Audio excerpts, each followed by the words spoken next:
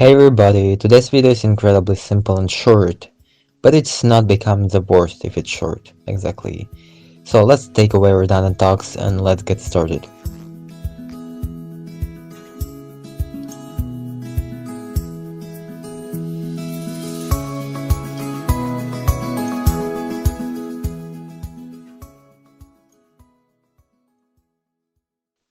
The point of this video is to show you how you can utilize useOnlineStatus hook that shows you when your internet connection drops or it's working fine.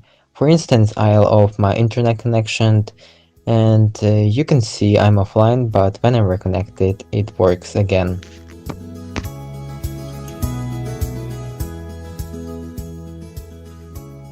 The video had come to the end, and if you wanna get more examples, more practice with React, the only way to get it is to subscribe and give me feedback.